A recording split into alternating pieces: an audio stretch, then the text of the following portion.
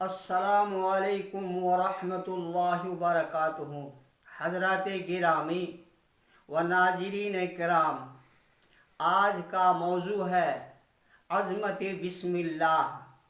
آقا مدنی تاجدار مکی جناب رسول عربی صلی اللہ علیہ وسلم کا ارشاد گرامی ہے، کل امر ذی بال لم یبدأ بسم اللہ فہو اخطا۔ ہر محتم بشان کام جس کا آغاز بسم اللہ سے نہ ہو تو وہ کام ناقص اور بے برکت رہتا ہے۔ اللہ رب العالمین جب تقدیر الہی لکھنے کے لیے سب سے پہلے جس قلم کو وجود بخشا، اس قلم نے سب سے پہلے بسم اللہ الرحمن الرحیم کو لکھا۔ اللہ تعالیٰ کی طرف سے سب سے پہلا کلام بسم اللہ الرحمن الرحیم ہے۔ حضرت جابر رضی اللہ تعالیٰ عنہ فرماتے ہیں کہ جب بسم اللہ کا نزول ہوا، بادل مشرق سے چھٹ گئے، ہوائیں ساکن ہو گئیں، سمندر ٹھہر گیا، جانوروں نے کان لگائے، شیاطین پر آسمان سے شعلے گرے۔ پروردگار عالم نے اپنی عزت و جلال کی قسم کھا کر فرمایا کہ جس چیز پر میرا نام لیا جائے گا اس میں ضرور برکت ہوگی۔ حضرت ابن مسعود رضی اللہ عنہ فرماتے ہیں کہ جہنم کے 19 دراغوں سے بچنا جو چاہتا ہے، بسم اللہ الرحمن الرحیم پڑھے، اس کے بھی 19 حروف ہیں، ہر حرف فرشتے سے بچاؤ بن جائے گا۔ سیرت نگاروں نے لکھا ہے کہ حضرت خالد ابن ولید رضی اللہ عنہ ملک شام میں ایک قلعہ کا محاصرہ کر لیا۔ قلعہ والوں نے پیغام بھیجا کہ تم دین اسلام کے برحق ہونے کی کوئی نشانی دکھلاؤ، ہم لوگ ابھی مسلمان ہو جاتے ہیں۔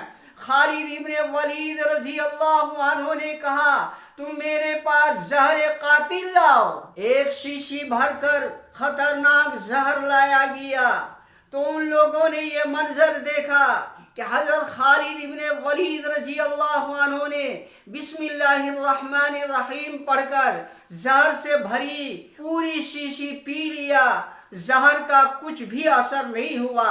یہ دیکھ کر سب لوگ حیران رہ گئے اور آنے واحد میں سب کے سب مسلمان ہو گئے اور قلعہ مسلمانوں کے حوالہ کر دیا۔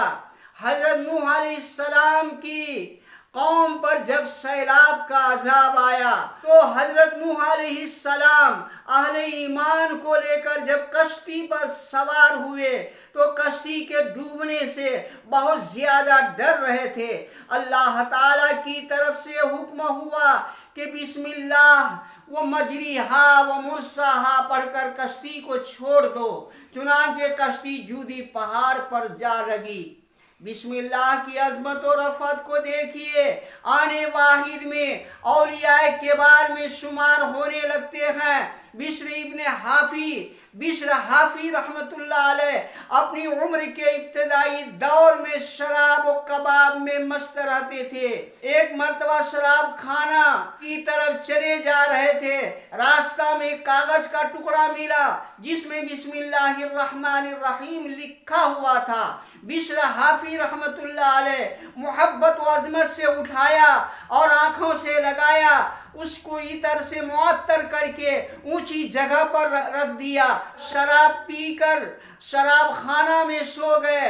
ادھر حسن بصری رحمت اللہ علیہ کو اللہ کی طرف سے یہ الہام ہوا کہ بشر کو خوشخبری سنا دو کہ تم نے ہمارے نام کو عطر سے معطر کر کے جو احتراماً اونچی جگہ پر رکھا ہے، ہم نے اس کے بدلے تمہارے مقام بلند کر دیا اور تمہارے گناہوں کو معاف کر دیا۔